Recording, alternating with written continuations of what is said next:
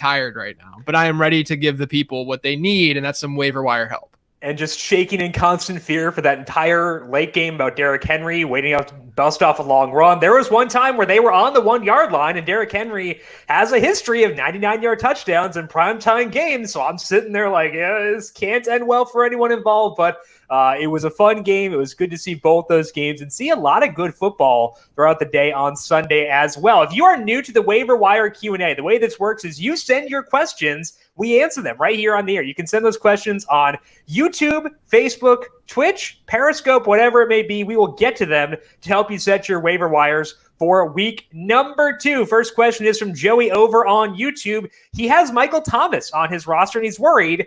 I don't think it's smart for him to play on that ankle. Is it crazy to trade Thomas for DeAndre Hopkins straight up? DeAndre Hopkins, bunch of targets in week 1. Michael Thomas banged up. What are you thinking about that situation right now? I mean, that's tough, right? If we were guaranteed that Thomas would be out maybe 2 to 3 weeks, which you often see with, I think he ended up with a high ankle sprain, but what you often see, I don't think that this is a terrible idea. Now, I don't think DeAndre Hopkins is going to continue to see a 44% target share in the Cardinals offense.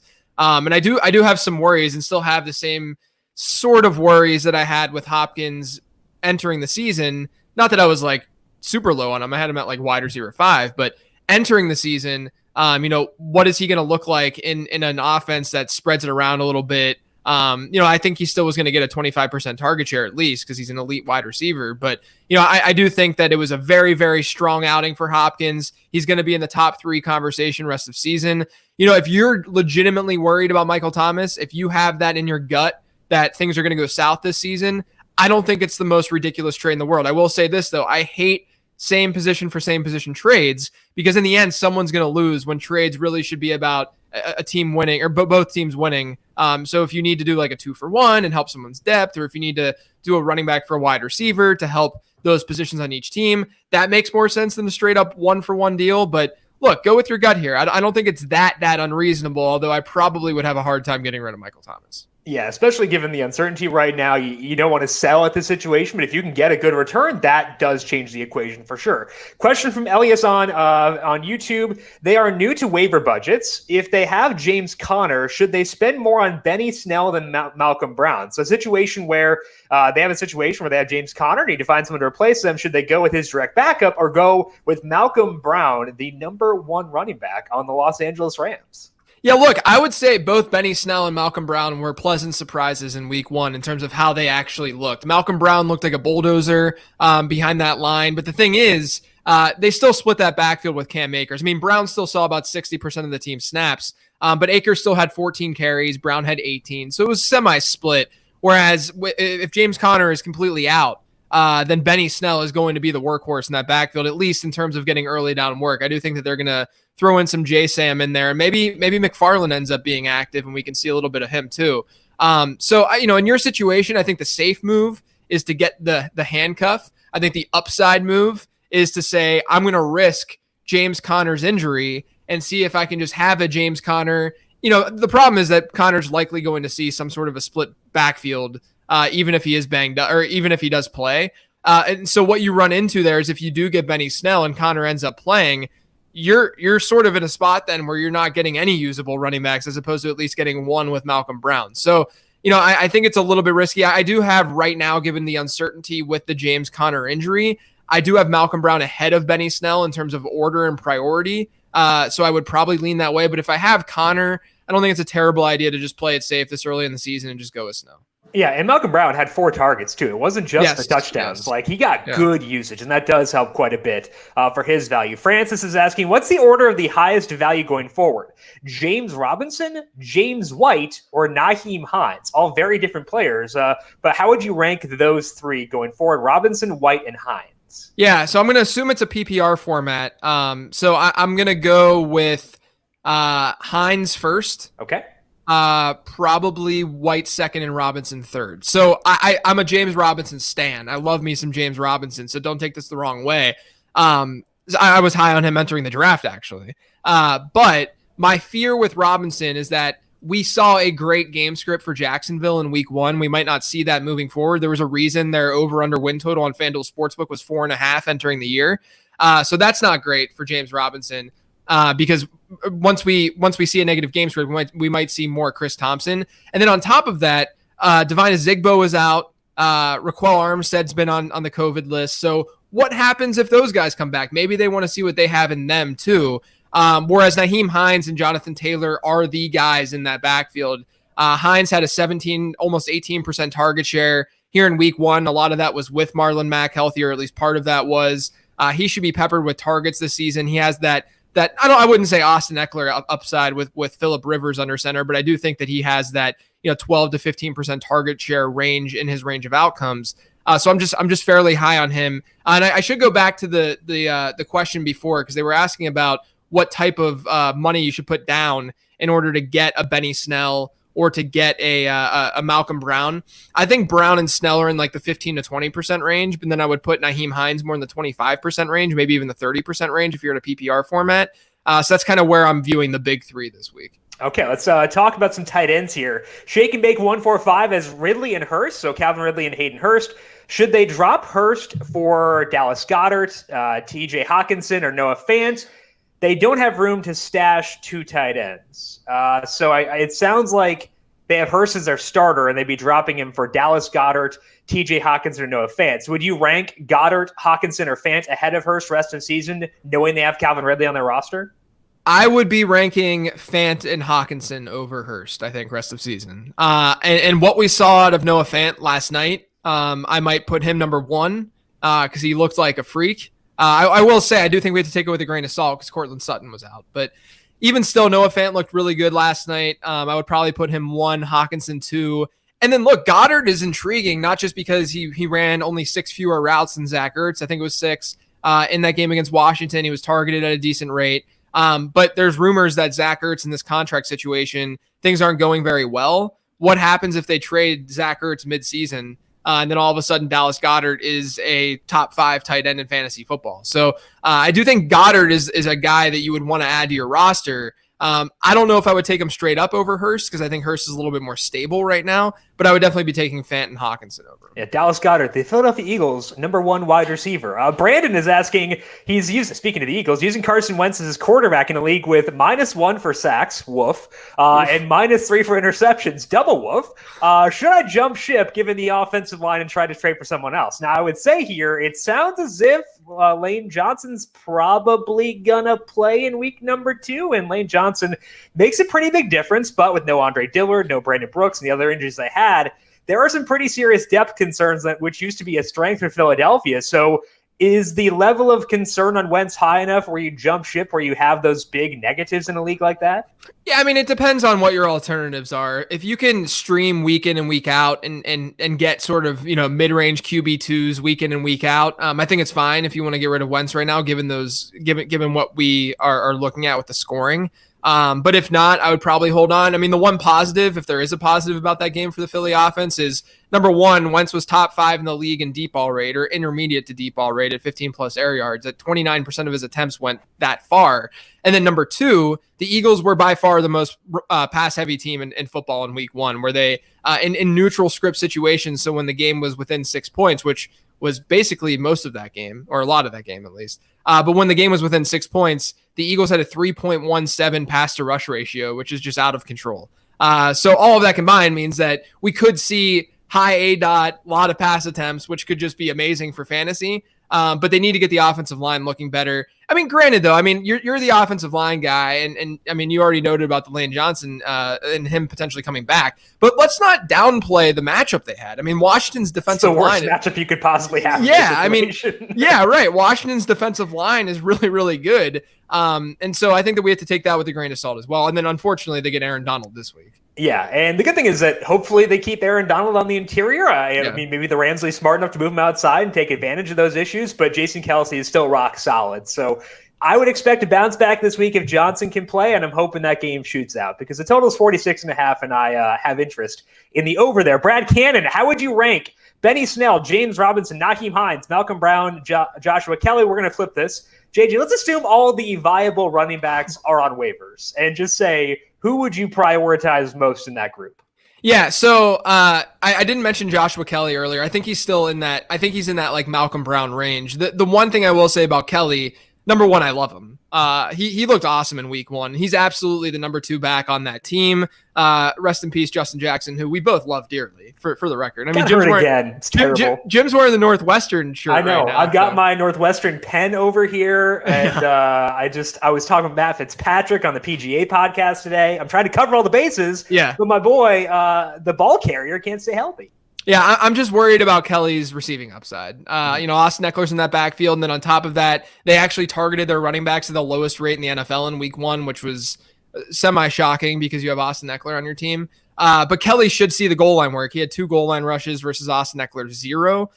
So in a standard league, I really like Joshua Kelly. I think Joshua Kelly is a very strong ad if you're in a standard league. If you're in a PPR league, I'm favoring Nyheim Hines. Like I said earlier, I don't know if he was on that list. I would put James Robinson probably in that Josh Kelly range too. And I would probably still put Malcolm Brown and Benny Snell in that range as well. If I had to choose, I think long-term upside, season-long upside, there's still that chance that Joshua Kelly, morphs into this Melvin Gordon role that was left when Melvin Gordon went to Denver.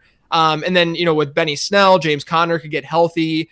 With James Robinson, the other backs in that backfield could get more work once they get back. With Malcolm Brown, we know it's a split backfield in some way. So I think as a result of all of that, season-long standpoint, maybe I would put Joshua Kelly above all those guys except for Nyheim Hines. Okay, let's get another question about Dallas Goedert. We were talking about him before. Joshua apparently has Goedert on waiver wires. He's wondering how much of his waiver budget he says should spend on Goedert. Is Goedert someone you're dumping a lot of waiver budget on, or no? I wouldn't say so. I mean, look, it's a tight end position, so it's easily replaceable or more replaceable than other positions like running back and wide receiver. And then on top of that, there's a guy on waivers, Jim, who I think could finish as a top 10 tight end this year. Well, that's the next question. Okay, well then we should. So someone asked about, would you drop Higbee or Herndon for, I'm guessing this is who you're alluding to, Logan Thomas. Would you drop Tyler Higbee or Chris Herndon for Logan Thomas? Yeah, King Thomas. Yeah, I mean, I would probably hold on to Higbee. I think Everett got banged up this week, so there's some upside there. But Logan Thomas, I mean, he led the team in targets in week 1. He had like a 26% target share. It was like a top 5 target share among tight ends. He ran top 10 in terms of routes, finished as a top 10 tight end because he found the end zone. To me, I think that he can finish as a top 10 tight end. So my strategy this week, I would assume Logan Thomas is on your waiver wire because he's on like 99% of waiver wires. My strategy is if you are using some budget to get these guys and you have to sort of ration off your money that you have, I would, instead of going and spending 10 to 15% of that budget on a guy like Dallas Goedert, I would spend 5% of my budget and get a guy like Logan Thomas, who I would argue has just as much, well, maybe not just as much upside, because if Zach Ertz gets traded, then obviously Dallas Goedert is going to go just be nuts, but who has a lot of upside and has a decent floor, I think, as the number 2 option in that Washington offense. So my strategy overall this week is to get Logan Thomas. With this one in particular, who has Tyler Higbee already, I think Higbee's still probably a better option than Thomas, but I love me some Logan Thomas, man. And would you rank him above Herndon? Because I feel like I would, just because I know that neither offense is great, but but one's the Jets, so yeah. Yeah, okay. I would go Logan Thomas over Chris Herndon. Logan Thomas, 8 targets. He led the team in air yards, ran a route on 30 of 36 pass plays. So yeah, there's a lot of good there. A couple more Logan Thomas questions. He's a very popular person here. I think that he may be a magnet for these Logan. It's making this so much easier to do and talk about, because I love talking about Logan Thomas. Rapid fire here. OJ Howard or Logan Thomas? Logan Thomas. OJ Howard or Mike Gesicki? Mike Gesicki. Okay. Moving on from Logan Thomas questions, we may come back later because it seems pretty popular. Ronald Jones is on Joe's waiver wire. Would you add Ronald Jones over Malcolm Brown, Nyheim Hines, or Benny Snell? Yeah. I think I would. I would maybe argue Hines in a PPR format over Jones, because I do think what we'll see is, as the season moves on, Leonard Fournette getting a bigger and bigger workload in that offense, and it's just going to be a disaster and be a mess. But at least this week, I could see Ronald Jones actually being a pretty good option because they're facing Carolina and what is a really bad defense. We saw Josh Jacobs do some work against them. But then also a positive game script. You got the angry Tom Brady narrative going after he lost in week 1. I mean, there's a lot, at least in Ronald Jones's favor, but he still didn't reach the 50% snap share, I don't think, in week 1, which is something that was consistent from last year. So, I can make the argument for a guy like Hines over Jones, and I'm not the biggest Ronald Jones person in the world, but I do think that, if you're looking at a split backfield, you might as well go with the split backfield where the 1A, is a younger, clearly talented guy, at least, on the ground game, and not necessarily as a receiver, but on the ground game in Ronald Jones versus Malcolm Brown, who's playing that exact same role, but he has this ascending rookie that could take work from him. Yeah, especially as we get further into camp, we heard about how rookies may be behind with no preseason games. It makes sense that you would lean potentially away from the veteran in that situation. Ben is asking, would you pick up Parris Campbell and drop Brandon Cooks in a half PPR league? Parris Campbell was in your 15 transactions this week. Brandon Cooks already banged up, but was able to play in week 1. Parris Campbell is an ad for you, but would you drop Brandon Cooks to get him? I don't think so, but I would do everything that I could to get Parris Campbell. He's on some waiver wires. He's on a lot of waiver wires. I think he's on like 78% of waiver wires or something right now. I think that he's the priority wide receiver ad. He played 95% of his snaps in week 1 from the slot, so he's going to see some advantageous matchups there. And, I would expect his average at the target to be fairly reasonable with Phillip Rivers at quarterback. And so I could see him being a really good asset in PPR formats and having that high floor each week. We don't know exactly what's going on with Brandon Cooks and what's going to happen, but I would still probably lean Cooks. They do have a tough schedule to start the season. Week 1 was fine, but they get Baltimore. I think Pittsburgh might be on the schedule or someone good. I can't remember. But I would still probably go Cooks, but I do love Parris Campbell. So anyone out there with Parris Campbell on your waiver wire, you should be spending a lot to get Campbell. Yeah, absolutely. I think that makes a lot of sense. James says he has Connor, but he has the number one waiver claim. Is that worth blowing in order to get someone like Benny Snell, Nyheim Hines, and James Robinson? So obviously, like Hines and Snell are players you're looking to add. Robinson too. Are you okay blowing that number one waiver priority for them? I don't think it's a slam dunk. There are some weeks where we're going to have a slam dunk number one waiver priority. Yes, absolutely go after it. Sometimes we're way wrong. I remember this sort of reminds me of this reminds me of like Ty Johnson week. That's exactly what I was going to say. Where like it's iffy, we don't know. And then you look at the landscape. This is what I do in these situations. I have the number one waiver priority in one of my leagues because I had the 14th overall pick, right? In this 14-team league.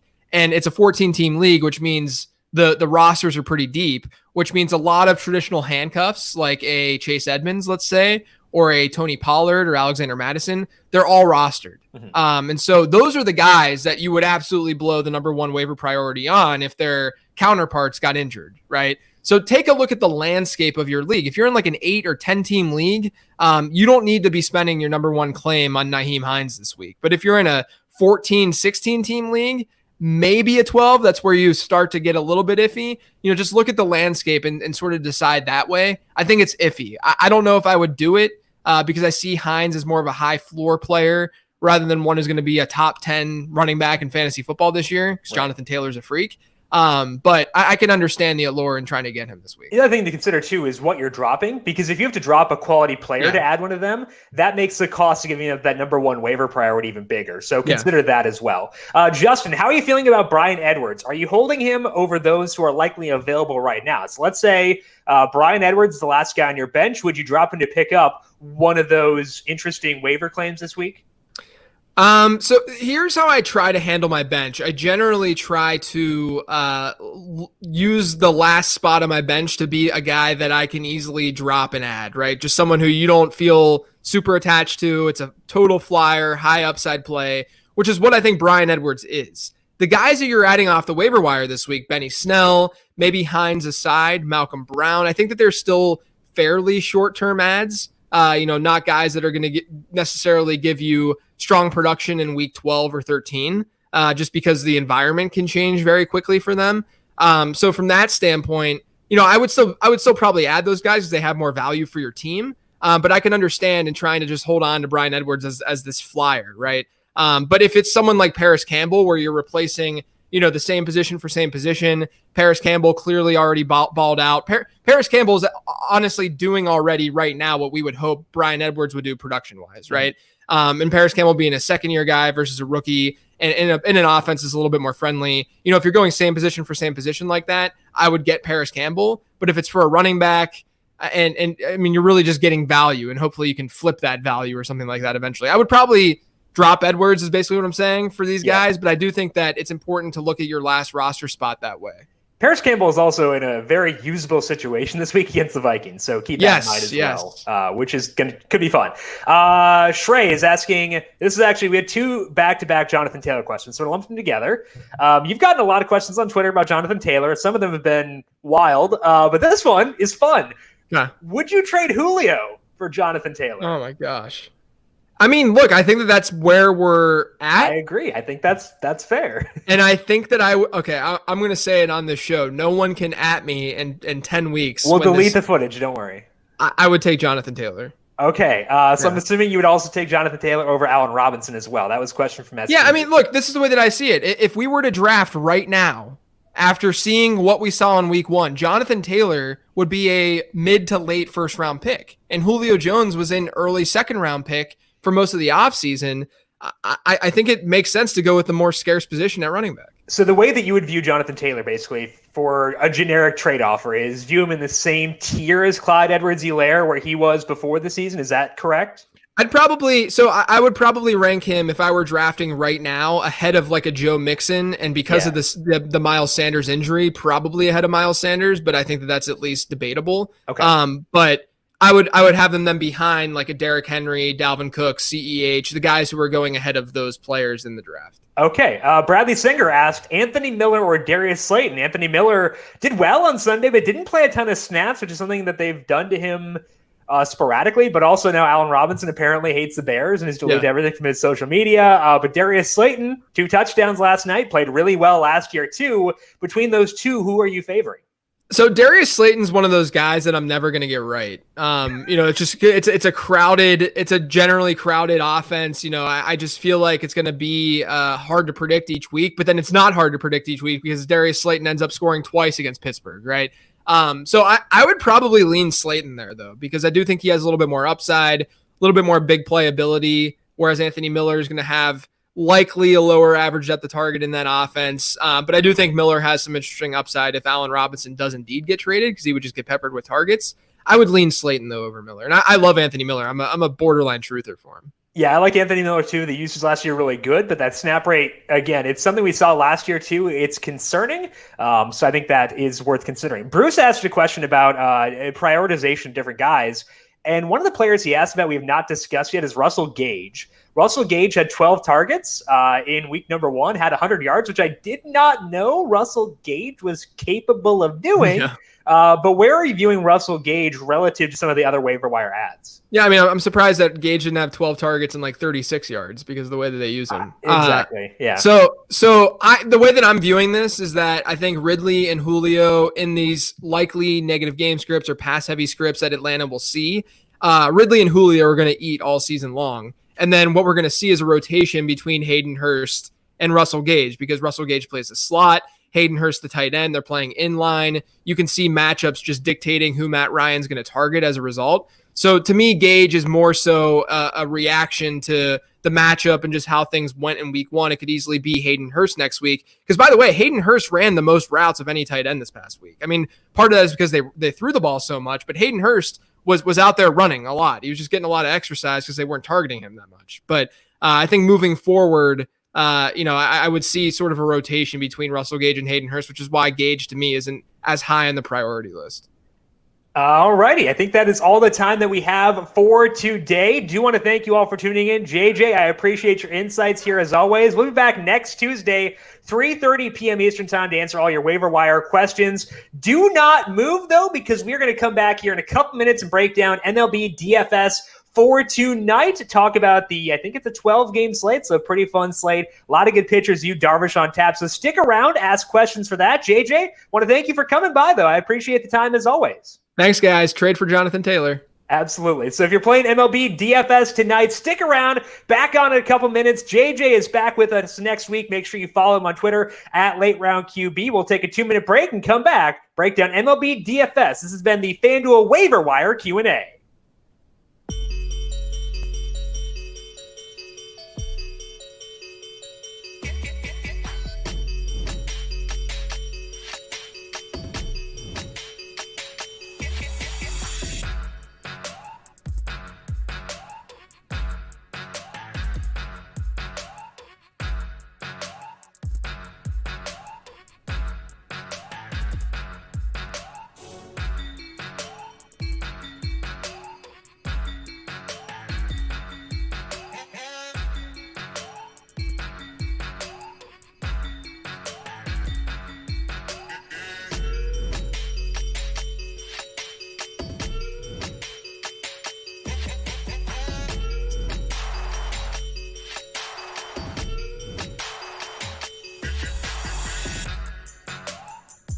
The FanDuel Fantasy Q&A continuing here on the FanDuel YouTube, Twitch, and Facebook channels, getting you set now for MLB DFS tonight. It is a 12-game slate, and we've got Yu Darvish, Jack Flaherty, we got Davey Garcia, Carlos Carrasco, whole lot of fun going on. So if you're playing MLB DFS for tonight, get those questions in over on the YouTube, Facebook, Twitch, Periscope, wherever you are watching this, get those questions in. If you're watching this for the first time today, we do this every day right here on the FanDuel YouTube and Twitch and Facebook pages, 4 p.m. Eastern. We take your questions to get you set for that night's slate of MLB DFS. We have the Waiver Wire Q&A on Tuesdays and a live snake draft with myself, JJ, and Brandon Gadula every Friday. So a lot of stuff here on the numberFire or on the FanDuel YouTube page. Make sure you are subscribed there to get notifications as we go live each and every day. Taking a look at the MLB slate for tonight, for me, everything centers around Yu Darvish, but it's not just Yu Darvish. I think that we have Coors Field as well in this slate. We have the Rockies going up against the Oakland Athletics. And the Oakland Athletics, I didn't sign in. Dummy. Well, we'll figure that out. But regardless, the MLB DFS slate tonight, I think, revolves around Yu Darvish and trying to get him paired with Coors Field. So might ask Cal to take my screen share down for a second. I'll sign in. I don't want to give away my password, I guess. So we'll take the screen share down for a second eventually, and I'll sign in so you're not seeing my passwords because that would be super awkward. So we will do that here in just 1 second. We'll get to a football question here. Someone asked, should they trade Will Fuller and Brashad Perriman for Adrian Peterson, Lamb, and Hines? No. Keep Will Fuller there, I would say, for sure.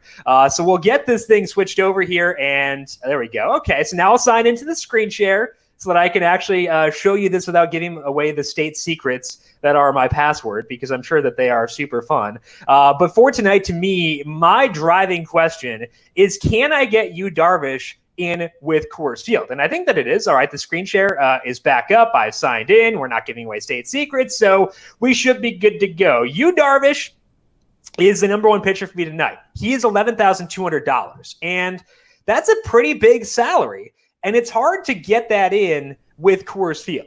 However, I think we can do it. So let's take a look at the projected lineup here over on numberFire for this Athletics team facing off against the Rockies, because I don't think it's going to be too bad from a salary perspective. Tommy La Stella is up to $3,600. That seems high, but it's really not, because La Stella is really good. We have Mark Canha at $3,400, assuming that he is in there for today. That's not a bad salary either. So I honestly think that you can make it work. Part of the reason I think you can make it work and pair Yu Darvish with a stack at Coors Field is that we have value stacks elsewhere on this slate. The Angels lineup is not out yet, but I think they are in a good spot facing Madison Bumgarner.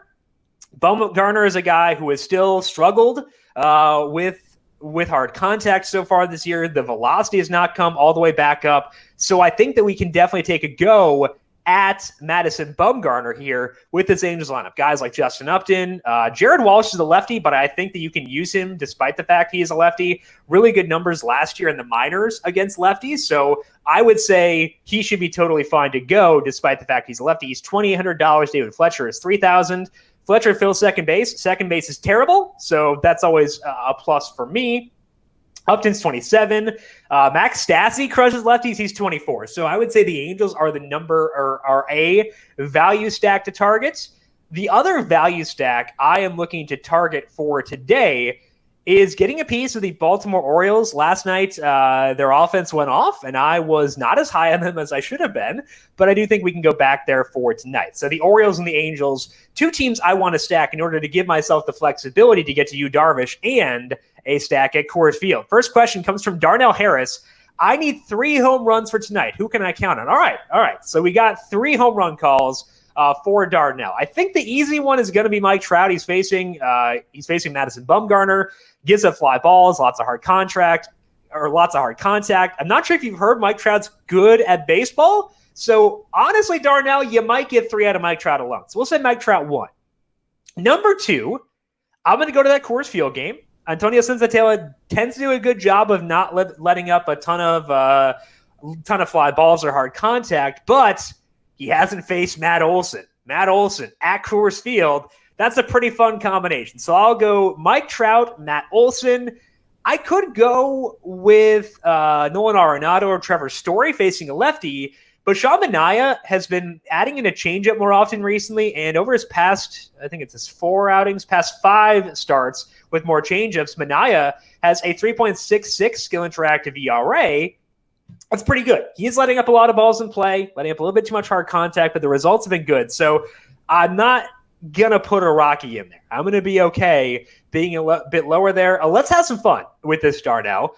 I'm going to say DJ Stewart of the Orioles. I don't think I saw their lineup being out yet, but I'd assume that DJ Stewart will be in there. No lineup yet for the Orioles, but once it is out, I would say that DJ Stewart's probably going to be in there. So we'll do the chalk pitch pick, which is Mike Trout. We'll do the kind of fun pick, which is Matt Olson, and the out there pick, DJ Stewart for the Orioles for tonight. Those are your 3 guaranteed home runs for you, Darnell. But again, you may just need Mike Trout if you need just 3 home runs. Question from Alvin over on YouTube. Any interest in the Mets? The Mets are facing Jake Arrieta. I have had a really hard time diagnosing Arrieta so far this year. I'm not sure. I hope this isn't just me, but for whatever reason, I've not had a very good read on Jake Arrieta. I stacked against him, I think it was 2 starts ago. He had a weird start in his 3rd start. This was the Atlanta start. So he really struggled there. And the reason I wanted to stack against Arrieta is because his slider usage was down in that Atlanta start. And that was kind of the warning sign for me with Arrieta last year, is that he was throwing his slider less often and he kind of got rocked. But then he went back to it. In his past 2 starts, the slider usage has been back up, but the results have been mixed. He was good against the Mets, really bad against Miami.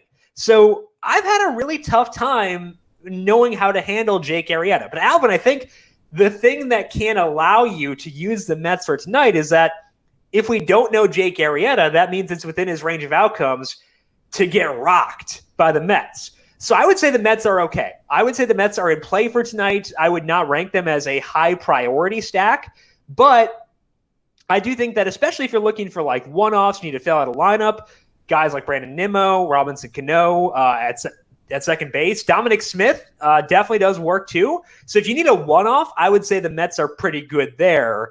Not a priority stack for me, but they are in play. Just know that there's a lot of risk there, Alvin, in case Arrieta does get back to that form he had 2 starts ago. Question from Cody. No matter what, so is it Darvish? Yes. For me, the answer is Yu Darvish.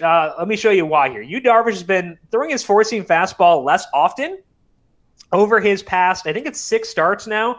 In those 6 starts, 2.72 skill interactive ERA. He has a 38% strikeout rate and a 6% walk rate. That skill interactive ERA among most relevant samples on this slate is the best by almost a full run. So Darvish is elite. He's facing Cleveland. That offense still not right. 85 WRC plus against righties. Just a 24% strikeout rate. So I would say Yu Darvish no matter what. However, not everyone's going to agree. So, Cody, if you're looking for some alternatives here, I would say that Jack Flaherty's pretty good. He hasn't had more than 6 strikeouts in any game so far this year, but his pitch count was in the mid-90s last time out, so I'd expect he's able to get a full go. He's facing the Brewers. The Brewers love to strike out, love to get no hit, so that's good for Jack Flaherty. I would say Jack Flaherty at $9,800 is the top alternative. The number 2 alternative in that same tier as Flaherty is Davy Garcia. He is facing the Blue Jays. $8,900 is his salary. In his 3 starts in the majors, a 3.71 skill interactive ERA, 26% strikeout rate, not a lot of hard contact. The reason I don't have Garcia above Flaherty is that Garcia is facing the Blue Jays for the second straight start. So to me, it's Darvish 1 in a tier by himself, Flaherty 2A, Garcia 2B, my ranking for tonight. So Cody, for me, it's you, Darvish, no matter what, but you have alternatives in Flaherty and Garcia if you want to go a little bit lower on the totem pole. Cameron is asking, would you sell Joe Mixon for Jonathan Taylor? I'd probably prefer Jonathan Taylor. I know we're on the MLB side, but hey, whatever. I like Jonathan Taylor a lot. No Huddle Fantasy Sports. Any interest in a Detroit stack for value? Everyone is $3,000 or lower. They've been excellent against lefties this season. Top 5 in WRC plus and WOBA against lefties, and also have had success against Duffys. Let's check out Danny Duffy here because I agree with your sentiment that the Detroit Tigers kind of good. Not too bad, honestly. Duffy, this is over his past 5 starts, been throwing his slider more often and fewer sinkers, a 5.02 skill interactive ERA, but gotten strikeouts and he has limited hard contact. Now, sometimes batted ball numbers can be kind of funky in a small sample, so I do want to dig in here on Danny Duffy, kind of see what's been popping with him in this 5-start sample. Oh, he got scratched. This apparently just happened. So Danny Duffy got scratched. I don't know who's starting for the Royals now. Let's do this in real time because why not? So with Duffy being scratched, it's now Jacob Junis starting for the Tigers. Jacob Junis, I'm pretty sure, is like a 5.00 skill interactive ERA type guy. Let's have some hard contact. Let's see here, though. Well, you're going to see me do my process here in real time because I didn't know that Jacob Junis was starting because I was doing the Waiver Wire show before. So let's change on the fly here. So Jacob Junis, 5.03 skill interactive ERA. I was off by 0.03. Disappointed there. 15% strikeout rate and a 9.9% swinging strike rate. Those are numbers we can stack against. 39% hard hit rate, higher ground ball rate. Now, the problem, No Huddle Fantasy Sports, that we have here tonight is that it's not a lefty. So I think that's why you were asking. So unfortunately, the Tigers probably out of play as a result of that. Tigers against righties so far this year, a 28% strikeout rate, 82 WRC plus. So I'm sorry to ruin your afternoon, No Huddle Fantasy Sports. I will send a fruit basket as condolences for Danny Duffy being scratched. Hopefully you can recover quickly, and my heart is with you. Bryce, thoughts on an Orioles stack for tonight? Love it, Bryce. Talked about that at the top as being one of my favorite value stacks for today. The reason I like it is they're facing Huascar Ynoa. Ynoa, a small sample, but in the bullpen this year, he has more walks than strikeouts. Probably not good. He's let up a good amount of hard contact. So yeah, it's a small sample, but Ynoa was a guy who had walk issues in the minors too. So I would say the Orioles are a pretty good stack, especially because they give me value, and I need value if I want to get you Darvish with an athletic stack. Okay, so the Orioles lineup is out. Our boy DJ Stewart is batting third. I will definitely take that.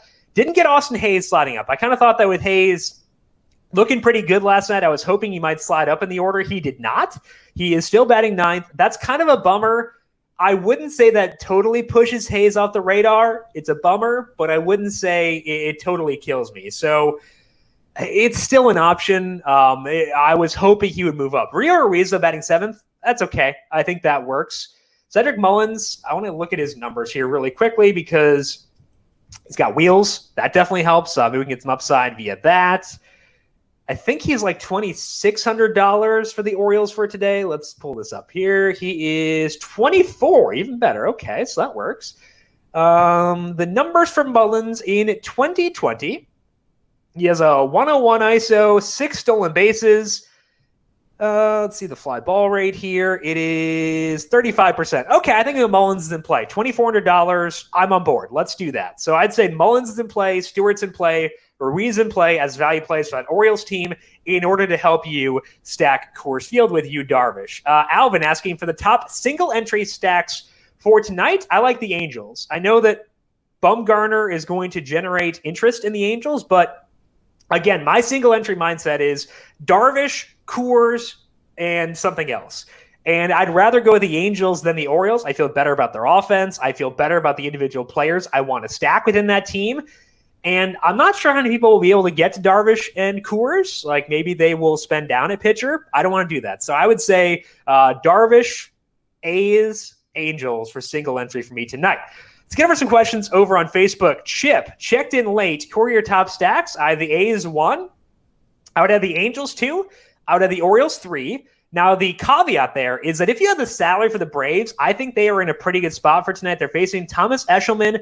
Eshelman lets up a ton of balls in play, does not get ground balls. The Braves can punish that. The reason I wasn't as high on the Braves as other teams is that if I am picking between higher salaried stacks, I'm going to pick Coors Field, specifically the A's over the Braves. Now, I would say I would rank the Braves above the Rockies. So if you're looking for a higher salaried stack, the Braves are number 2 ahead of the Rockies. I would go Rockies number 3.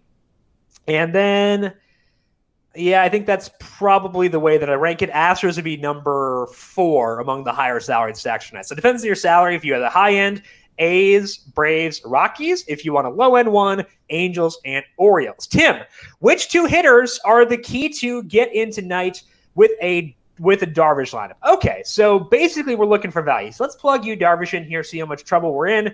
29.75, we can work with that. So we know the Orioles lineup. That definitely helps. I would say that Mullins is going to be probably the top. I would say go with Stewart, go with Mullins. Let's see if we can get Rio Ruiz in here too. Let's do this. Let's just go all 4 Orioles and see how much help we can give ourselves by doing so. I think Ryan Mountcastle's salary is a little bit higher, so I'm not going to put him in there because if I'm going to the stud, I want it to be at Coors Field. All right. Severino is $2,900. I don't think Renato Nunez was in the lineup. He's batting 6th. Okay. So let's go to the Orioles here, check out their numbers against righties, and see if I want to go Nunez, or should I bump down and go with Austin Hayes instead. I still think that Austin Hayes is in play, despite the fact that he is batting 9th. So Renato Nunez, 30% hard hit rate, 41% fly ball rate, a lot of strikeouts. I don't know. I think I might just go down to Hayes. He saves me a little bit more salary. I definitely like that. So let's go down to Austin Hayes, $2,500. He's batting 9th, which is a bit annoying, but he does help me quite a bit. So if I go with these 4 Orioles along with you, Darvish, $33.25. As long as I am okay plucking value within that A's stack at Coors Field, I can make that happen. So I would say just generally the A's or the Orioles are the way I would go when trying to get to that stack. Now let's go through a hypothetical Angel stack here, just because despite the fact that their lineup is not out yet, we can at least talk through some of it because I think we have a pretty good idea of where various guys will hit within this lineup. Let's pull up the Angels here. Well, projected lineup. Okay, so David Fletcher is second base. Second base is terrible every night, so we're going to put David Fletcher in there, even though he doesn't actually help me get to Darvish. He actually is a negative in one way. Jared Walsh is not in the projected lineup. I disagree with that. I think that he will be in there. He hit second last time they faced the lefty, so I'm going to put Jared Walsh in there. First base eligible, which is not what I was hoping for, Justin Upton, and we'll go Stassi, which means we're filling catcher / first base and our utility slot. A little bit annoying, so maybe you could go with, like if Jared Walsh doesn't play, you could go Joe Adell over Jared Walsh. But if we do that, $32.25. So again, I think you can make this work. You can make it work to go with an A stack or an A stack and Darvish as long as you're okay with the Orioles or the A's. And personally, I am. And 2 seconds here as I take a drink of water. I am okay doing that. Sorry, it's been a long day. We've been talking a lot today. We had the solo shot this morning, PGA heat check, waiver wire Q&A, so needed a quick sip of water. Alvin correctly points out that the Angels have no feeling, no regard for our feelings, and refuse to release their lineup before like 10:15. If the game starts at 10:05, that lineup's coming out 10:15. So Alvin says, if the Angels lineup does not come out before lock, how do you handle it? I would say leave salary on the table. Leave yourself some flexibility. But Alvin, honestly, I feel pretty good about my feel for what the Angels will do. Way you can check this out is go to Baseball Press. You can click on baseballpress.com/lineups, and that will show you each team's lineup for that day. If you click on that team's name, it will show you their most recent lineups. You can also get this via Baseball Reference, and it shows you further back, but here we can see what they've done recently. Their last time they faced a lefty, they had Jared Walsh bat second. So my assumption, given how well Walsh has played, is that he's probably going to bat second again. However, I have a little bit of a safeguard here. Let's say we don't know what this Angels lineup will look like before lock. I can feel pretty good about Upton being in there, and I think that Fletcher will be in there. But what you can do is you put Max Stassi in your catcher/first base slot, and you put Walsh in your utility slot. When you do that, it allows you to plug in Joe Adell. Either Joe Adell or Jared Walsh is going to play. If Justin Upton doesn't play, you can go to Joe Adell too. So you have alternatives you can turn to in that event. I would say, Alvin, go to Baseball Press, check out their recent lineups, and see the way things have worked out recently against pitchers that handed us here. It says to me that Walsh is probably going to play, Upton's probably going to play, Stassi, Adell will probably play. And to me, that says I can fill out this lineup and then just make changes once the lineup does come out. Hopefully that helps. But I think because you got multiple guys within the same salary range, that does make it a little bit easier for tonight. Question over on Facebook from Renee. How about Josh Van Meter? Okay, so let's see what Van Meter's salary is here. Get out of the Angels. And I just want to know what his salary is. I probably could have put in the full name. He is minimum salary. He's facing Julio Teheran. So that's interesting. He's a lefty facing Julio Teheran. Let's check out the Diamondbacks lineups here to make sure that they've been using him against righties recently, because that would be a thing. That lineup probably won't come out until right around lock. I'd expect it to be out before lock, but probably right around then. Van Meter was not in the lineup the last time they faced a lefty, or faced a righty, I should say. He was batting second in that one, so maybe he'll be in there, but it's not a guarantee. Now, Van Meter's second base, so like if he gets in there, he's automatically going to be viable, and we know that Julio Teheran is more than willing to give up some hard contact to lefties. So, like, Renee, if we get a guarantee before lock that Van Meter is in there, I think he's viable, because second base sucks, and I want to spend as little there as humanly possible. So if we get confirmation before lock that Josh Van Meter is going to bat second for the Diamondbacks against Julio Teheran, who can't pitch to lefties, then in that situation you can go for it. However, I kind of need that confirmation first. I'm not super certain that he will be in the lineup. So I would say if you get confirmation before lock, yes. If not, no, is the way that I would play that one. I think we went through all the Angels and the Orioles stacks for today. Let's dig into Davy Garcia, because I talked about him briefly, but didn't really dig into him too much. The reason why I'm willing to buy into him. I think that if you're looking at a pitcher like Garcia, where you're trying to make decisions on them when you have a very limited sample, is you want to look at some key stats. Look at stats that stabilize really quickly. And for pitchers, that stat's going to be swinging strike rate. Garcia's had 2 starts where his pitch count has been up. He's been at 95 in both those starts.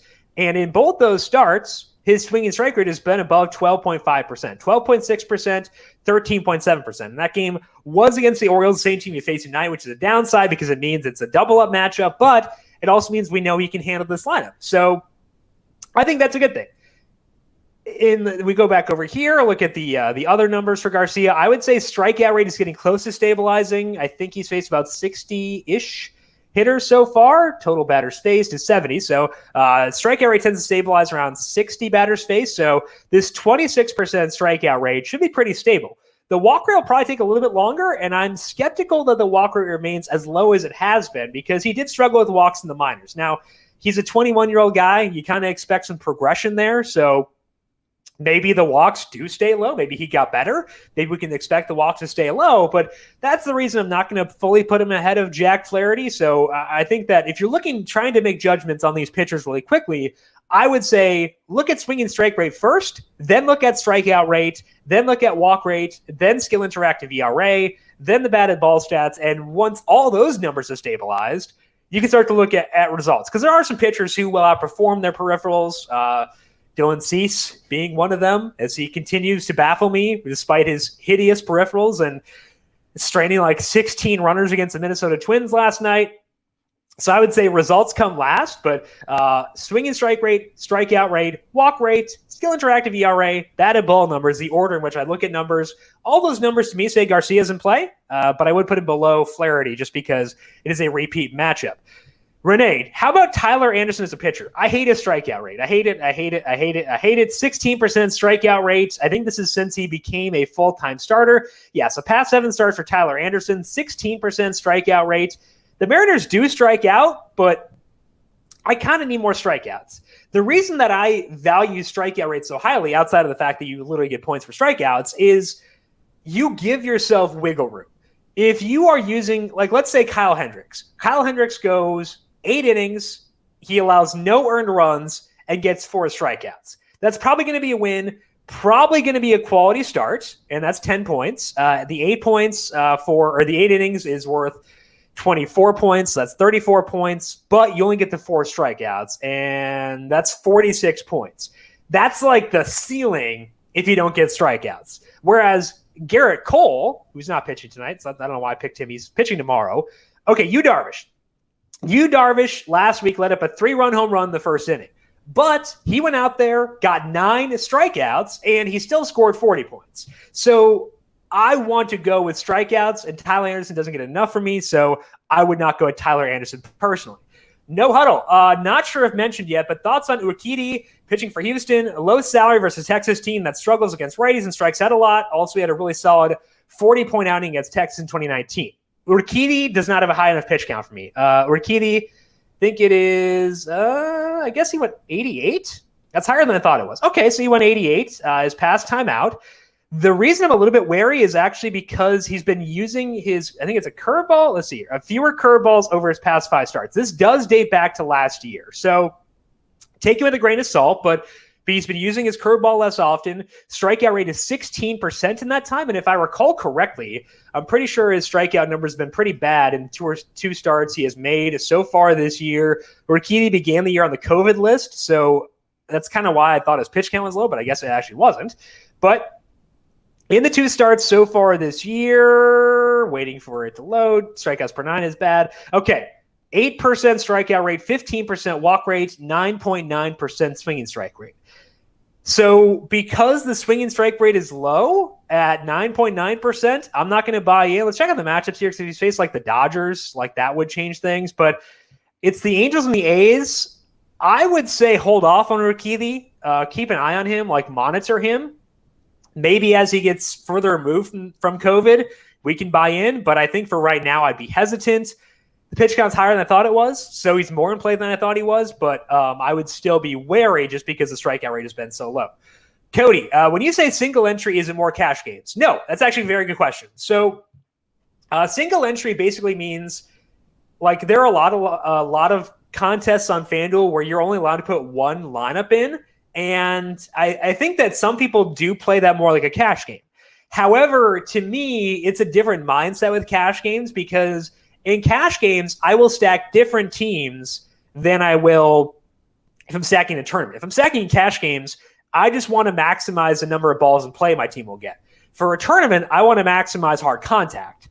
And that means still targeting low strikeout pitchers, but putting a higher emphasis on getting hard contact versus number of balls in play. So no, I would not be using my cash game lineup in a single entry tournament, because I'm stacking different teams in cash games versus tournaments. There will be overlaps. Maybe like there will be times where I'd use a cash game lineup, but I have a different mindset when it comes to tournaments than cash games. And that would lead to me using a different lineup in a single entry tournament than in cash games. Again, there are people who will use their cash game lineup there and just try to cash. That's not the way I play single entry, though. I take very much a tournament mindset and stack in a different way when I am there. That is all the time that we have for today. Been a fun hour. We had the Waiver Wire Q&A at 3:30. That will be at the same time every Tuesday. So if you want to get your fantasy football questions answered on air by JJ Zachariason and myself, make sure you tune in 3:30 p.m. Eastern on Tuesdays. We also have our Snake Draft live on Friday with myself, Brandon Gadula, and JJ Zachariason. That is at 3:30. So make your life a whole lot easier and just subscribe, whether it be on the FanDuel YouTube page, Twitch, Periscope, Facebook, whatever it may be. Make sure you are subscribed so you get notifications as we go live each and every day. You don't have to worry about the schedule. You'll just get a push notification. Tune in then, ask your questions, and get yourself set for that night. If you have additional questions for me, I am on Twitter at Jim Sannes, JIMSANNES. Big thank you to Calvin Theobald. This is the 4th show Calvin has worked with me so far for today. So Cal's been a busy man. He'll be busy once again tomorrow. So thank you, Cal, as always, and thank you in advance. And thank you to everyone for tuning in for both the Waiver Wire Q&A and the MLB DFS Q&A. Hopefully things go well for you on your waivers and with your MLB lineups for tonight. We'll talk to you once again tomorrow. This has been the FanDuel Fantasy Q&A.